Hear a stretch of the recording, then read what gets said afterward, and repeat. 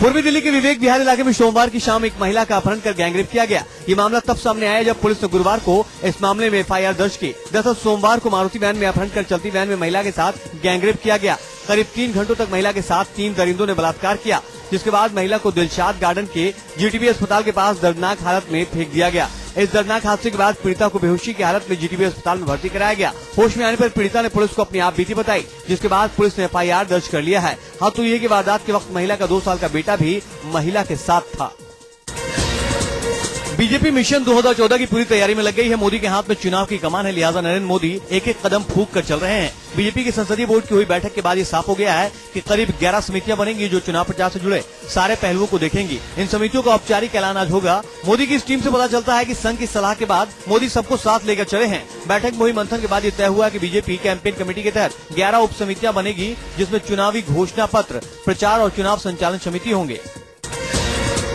नरेंद्र मोदी अगले लोकसभा चुनाव में अकेले प्रचार की कमान नहीं संभालेंगे। मोदी बीजेपी कैंपेन कमेटी के प्रमुख भले ही हों, लेकिन उन्होंने कई दिग्गजों को चुनाव टीम में बड़ी भूमिका दी है। सूत्रों के मुताबिक बीजेपी के 15 नेता जोनल इलेक्शन पैनल के तहत प्रचार का जिम्मा संभालेंगे। माना जा रहा है कि इससे पार्टी के बीच मुकाबले पर भी विराम लगेगा। सुषमा स्वराज को पूर्वी जोन का जिम्मा सौंपा जा सकता है, जबकि अरुण जेटली को पश्चिमी जोन का जिम्मा दिया जाएगा। इसके अलावा वेंकैया नायडू को दक्षिण के राज्य और नितिन गडकरी को उत्तर भारत के राज्यों का जिम्मा दिया जा सकता है। मुरली मनोहर जोशी बीजेपी के चुनावी घोषणा पत्र के प्रमुख हो सकते हैं। उनकी सहायता यशवंत सिन्हा और जसवंत सिंह कर सकते हैं। मुख्तार अब्बास नकवी की अध्यक्षता में पैनल चुनावी संचालन का ध्यान रखेगा। युवा, सोशल मीडिया और प्रचार के लिए भी एक कमेटी बनाने की योजना है। बिहार के छपरा में मिड डे मील खाने से हुई बच्चों की मौत के मामले में फॉरेंसिक रिपोर्ट आज आ सकती है। बिहार के प्रधान शिक्षा सचिव अमरदीप सिंह ने कहा कि फॉरेंसिक जांच के लिए सैंपल भेज दिए गए हैं, जिसकी रिपोर्ट आज आ सकती है। साथ ही सिन्हा ने कहा कि स्कूल के प्रधानाध्यापिका के खिलाफ कार्रवाई की जाएगी, जो अभी फरार है। उन्होंने ये भी कहा कि ये फूड पॉइजनिंग का केस नहीं लगता, बल्कि ये खाने में जहर का मामला जैसा है। शिक्षा विभाग ने सभी स्कूलों के प्रिंसिपल और मिड डे मील के रसोइयों को छात्रों को भोजन परोसने से पहले उसे चख कर जांच करने का निर्देश दिया है। इसके पहले भी पल्लम राजू ने कहा था कि फॉरेंसिक रिपोर्ट आने के बाद ही असली वजह का पता चलेगा।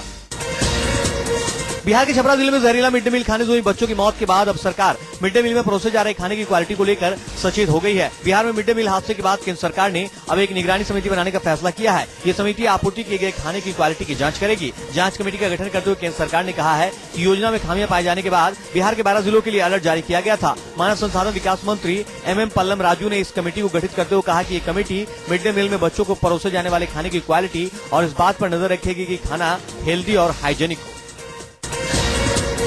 पायोग्लिटाजोन दवा पर लगा प्रतिबंध आज हट सकता है। हाल ही में सरकार ने इस दवा पर प्रतिबंध लगाया था। ये दवा डायबिटीज के मरीजों के इलाज में काम आती थी।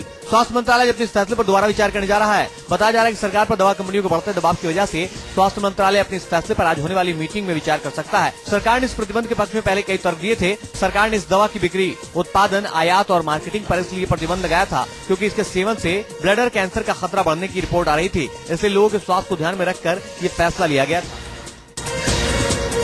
एसोचैम की सालाना आम बैठक आज होने जा रही है, जिसका उद्घाटन प्रधानमंत्री मनमोहन सिंह करेंगे। लोकसभा चुनाव के मद्देनजर प्रधानमंत्री मनमोहन सिंह उद्योगपतियों का दिल जीतने की कोशिश करेंगे। एसोचैम की तीसरी सालाना आम बैठक है। दिसंबर 2012 में प्रधानमंत्री फिक्की की सालाना आम बैठक का हिस्सा बने थे। चुनावों के मद्देनजर पीएम की एसोचैम में मौजूदगी अहम मानी जा रही है। प्रधानमंत्री के अलावा बीजेपी के अध्यक्ष राजनाथ सिंह, लोकसभा में विपक्ष की नेता सुषमा स्वराज और शिवसेना के अध्यक्ष उद्धव ठाकरे भी बैठक को संबोधित करेंगे।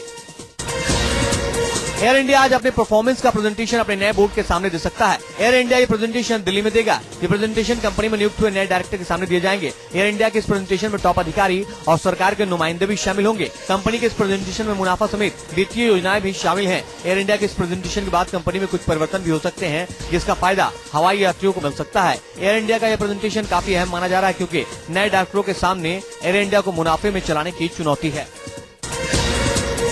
इंटर मिनिस्ट्रियल ग्रुप यानी आईएमजी आज कोल ब्लॉक के तहत 10 खदान कंपनियों के प्रोग्रेस का रिव्यू कर सकता है। 10 खदान कंपनियों में अभिजीत ग्रुप का जेएएस इंफ्रास्ट्रक्चर और जेएलडी यवतमाल शामिल है। ये कंपनियां सीबीआई जांच के दायरे में आती हैं। Group JLD Yavatmal, AMIR iron and steel private limited और अन्य लोगों के बीच और जेएएस इंफ्रास्ट्रक्चर जैसी कंपनियों को आवंटित कोयला ब्लॉकों की समीक्षा करेगा। सीबीआई ने 1993 और 2011 के बीच 192 कोयला ब्लॉकों के आवंटन में कथित अनियमितताओं की जाँच कर रही है। इससे पहले आईएमजी ने 56 कोयला ब्लॉकों की प्रगति की समीक्षा की।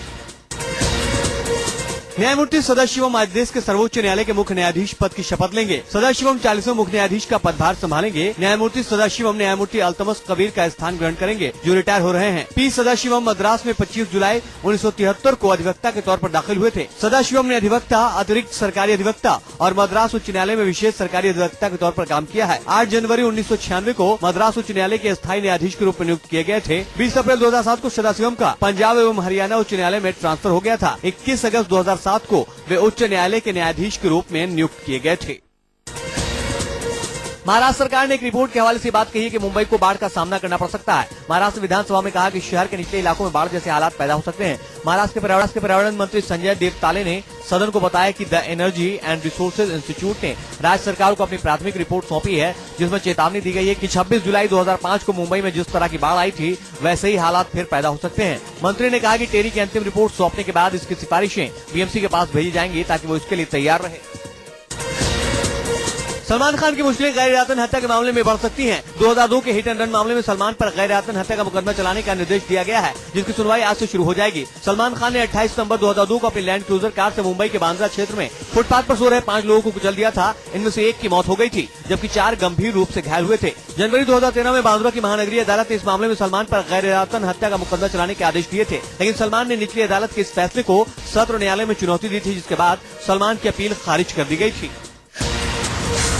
राजधानी दिल्ली में आपसी रंजिश के चलते 2 युवकों और 4 बदमाशों ने फायरिंग की है। इस फायरिंग में एक शख्स के हाथ में गोली लगी है और दूसरे शख्स के हाथ और पैर दोनों में गोली लगी है। दोनों को इलाज के लिए आईएसबीटी स्थित सुश्रुत ट्रॉमा सेंटर में भर्ती कराया गया है। दोनों की हालत स्थिर है। वारदात गुरुवार रात हुई, जब माजिद और सलीम मार्केट से कपड़ा खरीद कर सीलमपुर घर जा रहे थे। इन दोनों के मुताबिक बदमाशों ने पहले कुछ दूर तक पीछा किया, फिर मौका देखकर गाड़ी के आगे आकर गोली मार दी। बताया जा रहा है कि वारदात के पीछे आपसी रंजिश का मामला है। बिहार के आरा में रेलवे स्टेशन पर पुलिस और उपद्रवियों के बीच जमकर भिड़ंत हुई। मामला आरा रेलवे स्टेशन का है। दरअसल ट्रेन से एक छात्र के गिरने से तनाव का माहौल हो गया। इससे पहले यहीं गिरने से एक छात्र की मौत हो गई थी, जिससे लोग काफी गुस्से में थे। एक बार फिर छात्र के गिरने से लोगों का गुस्सा काफी बढ़ गया और स्थिति तनावपूर्ण हो गई। हालात तब बेकाबू हो गए जब पुलिस पर विरोध कर रहे लोगों ने पत्थरबाजी शुरू कर दी। पुलिस और पब्लिक के बीच हुई इस भिड़ंत में 6 सीआरपीएफ के जवान समेत एक इंस्पेक्टर गंभीर रूप से जख्मी हो गए। जवाबी कार्रवाई में पुलिस को गोलियां चलानी पड़ी। राज्य सरकारें अक्सर अपने राज्य की पुलिस को चुस्त और दुरुस्त, हाईटेक बनाने के लिए रोज नए तरीके अपनाती रहती हैं। चोरों और बदमाशों से निपटने के लिए सरकार ने पुलिस को हाईटेक हथियारों से लैस कर दिया है, लेकिन इन हाईटेक हथियारों का फायदा तो तभी होगा जब पुलिस वालों का निशाना सटीक हो, क्योंकि अगर निशाना सही नहीं होगा तो कोई भी हाईटेक हथियार चोर बदमाशों को नहीं रोक पाएगा। और पुलिस वालों का निशाना कितना सटीक है, इसकी पोल मेरठ में चल रही पुलिस वालों की शूटिंग प्रतियोगिता में सामने आई। टारगेट पर निशाना साधते हुए पुलिस वालों का एक भी निशाना टारगेट पर नहीं लगा और उनका स्कोर तो पूछिए ही मत। अब ऐसे निशानेबाज पुलिस वाले अपराधियों से कैसे सामना करेंगे? जम्मू कश्मीर के रामबन जिले के गूल में बीएसएफ कैंप पर प्रदर्शन कर रहे लोगों पर बीएसएफ की